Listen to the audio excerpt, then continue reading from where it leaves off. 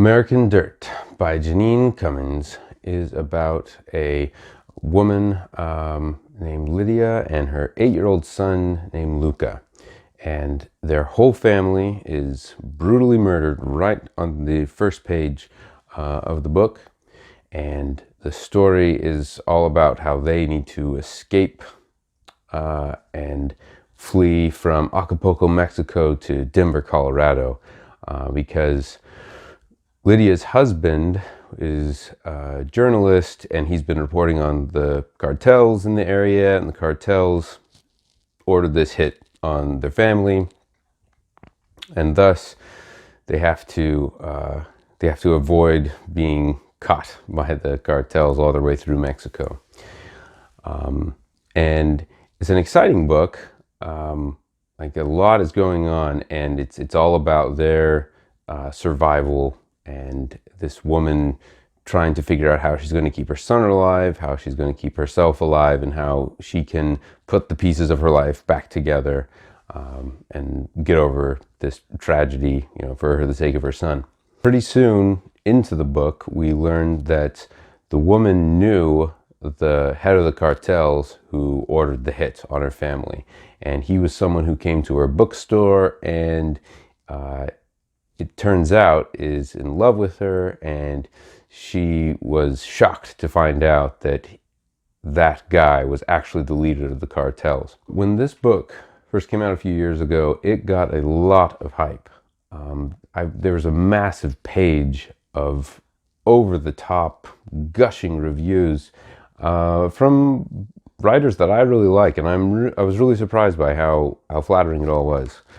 Stephen King said, "American Dirt is an extraordinary piece of work. I defy anyone to read the first 7 pages of this book and not finish it. The prose is immaculate, and the story never lets up. It's marvelous."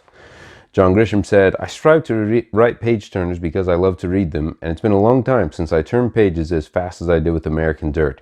Its plot is tight, smart, and unpredictable." Another person said, "Destined to be a classic." Another person said, "A grapes of wrath for our times."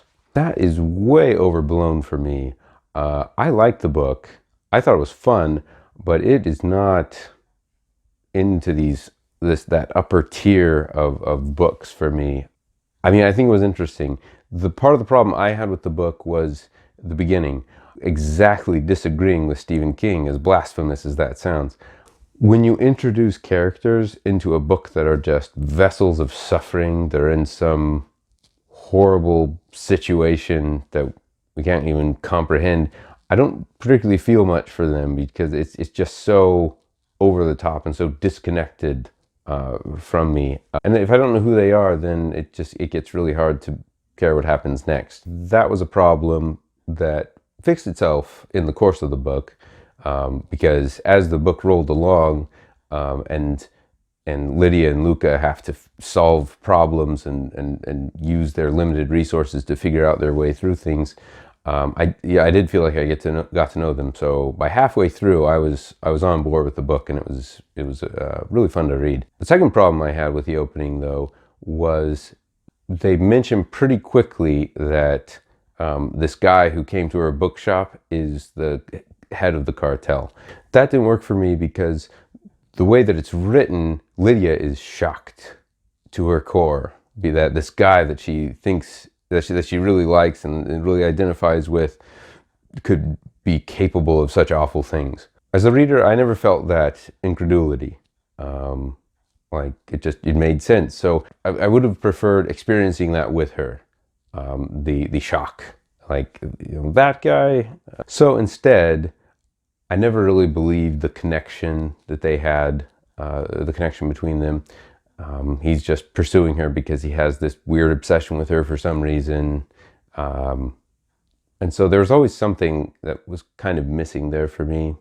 It's a background element of the story, so the rest of the story still worked well for me. The writing's very good at putting you in the position of the characters. The problem is, there's this writing advice that you use sensory inputs. So I feel like there's this, a writing teacher will often say, what is the character smelling or tasting or seeing or hearing? Like, use all the senses.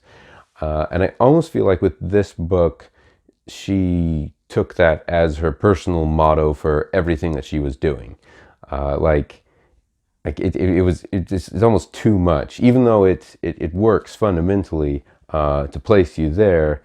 I feel like the subtext of it is, I can hear the author reminding herself, like, okay, I'm going to use all these sensory inputs to help place the reader there. Which is only a minor complaint, because this still worked for me. I would just have preferred it dialed back just a bit. Overall, the book was really good. I would give it 3.5 stars. If you have any book recommendations, leave them in the comments below.